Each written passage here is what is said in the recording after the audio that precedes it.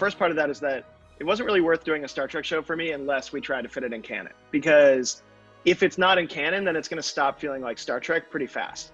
And the challenge of working in this thing that we love is embracing the history of the series and what we know comes later. And it's actually, from a comedic point of view, it's actually not that limiting, because our characters aren't in charge of big like galaxy shifting events.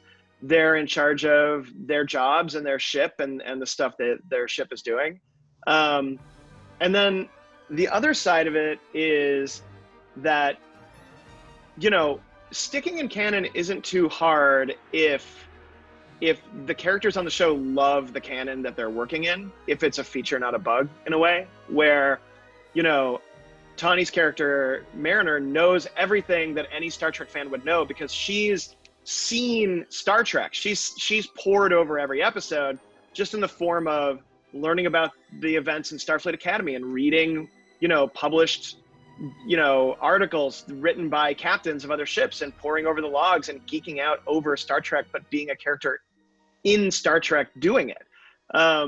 So really, the way that we like to stick in canon is in a way where we try to just scream at the audience, we love this too.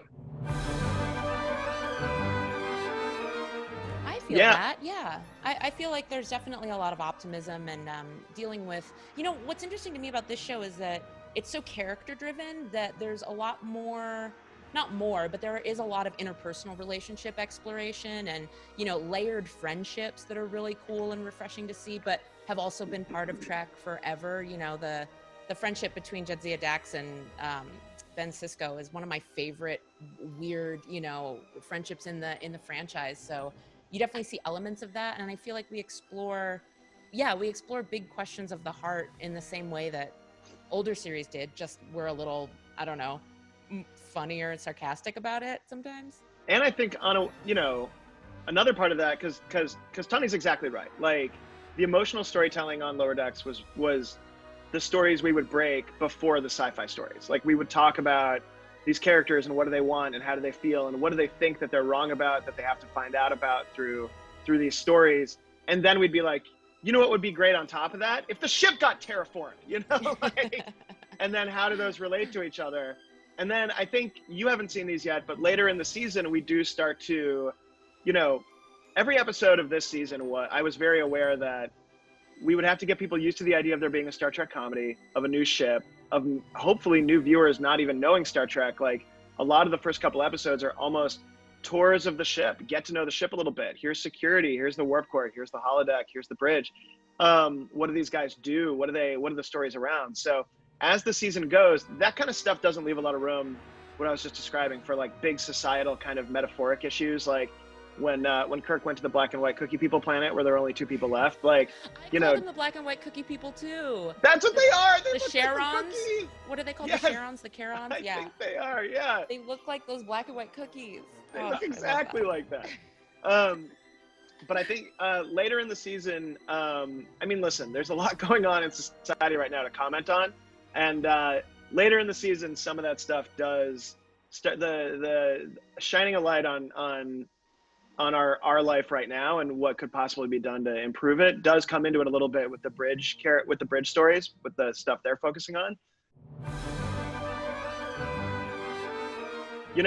I think any true Star Trek fan knows that the person in charge of uniforms at Starfleet Command never takes a day off. They love designing new uniforms. They like adjusting it. In our current world, I truly believe one of the problems that we're going to eventually have to solve is that our uniforms don't change with every season that we are living.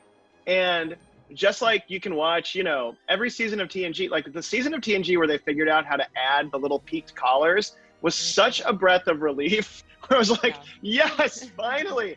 But what about on DS9 when they got like quilted overlay over mock turtlenecks? Yes. I mean, just a nice I love those mock turtlenecks. That turtleneck ended right here, right? Like it was just nothing below there. Crop mock turtleneck. Yeah.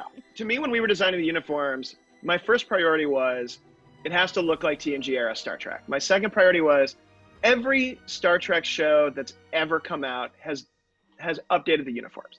And the reasoning for it has always been we're in a new era, except for Deep Space Nine and Voyager.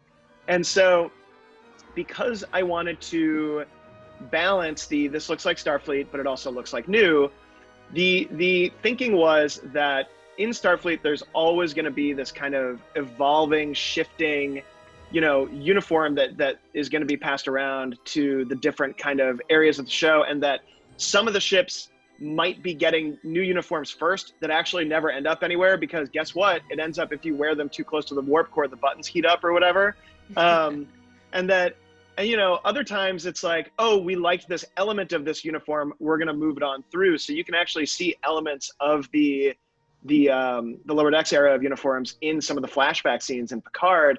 But the point being that the evolution of the uniforms and the different rankings and the different class of ships, that we want to keep the audience feeling like, they're seeing something new and exciting and something that fits into canon, but that there's something about changing the uniforms for Lower Decks makes it very clear that this isn't the Enterprise and this isn't Deep Space Nine and it's not anything you've seen before, but it is Starfleet. So it's part of what we try to do to recalibrate the audience's expectations so that they can hopefully enjoy the show without feeling like, oh, there's a character that just fell down a turbolift shaft and they're wearing the same uniform as Data. I might not buy that as much. But from a comedic point of view, if it looks sort of almost exactly like it, but just a couple steps to the left and still looks cool, an audience member might be able to sort of reset their expectations of what they're going to get to see in a Star Trek show. That is tough. I gotta go. I mean, Jadzia Dax. Mm-hmm. Data and Geordi, they're one character. You can't do a twofer. They're best friends, Tawny! They're besties! Cerritos, baby! Yeah. The Enterprise D, but now I love the Cerritos. Yeah, let's say the Cerritos. Yes, there are turbo lifts in the pylons. Yeah, come on, Roga Danar. Roga Danar. Oh. I mean, yours is Lower Decks, right? It's Lower Decks. I mean, I wouldn't have made the show Lower Decks without Lower Decks. I like Parallels too. What's the like Tower of Babel one? Shaka, when the walls fell from TV. Oh, Darmok. Mm-hmm. Darmok, yes. The best. The leprechaun one in DS9 when Miles O'Brien gets haunted by a leprechaun. They turned it into a Rumpelstiltskin because they thought a leprechaun was racist. I can't handle that episode.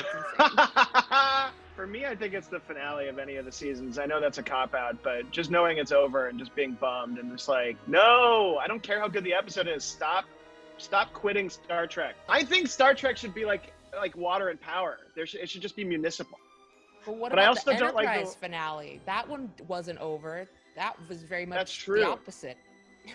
I also do like the one where Beverly Crusher has sex with the candle or the lamp, whatever that was. Sub Rosa. That's a classic.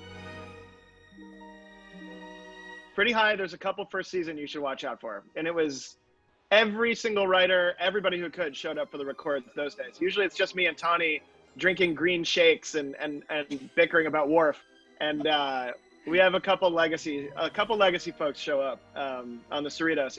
It's rare for somebody that important to show up on the Cerritos, but we had some fun.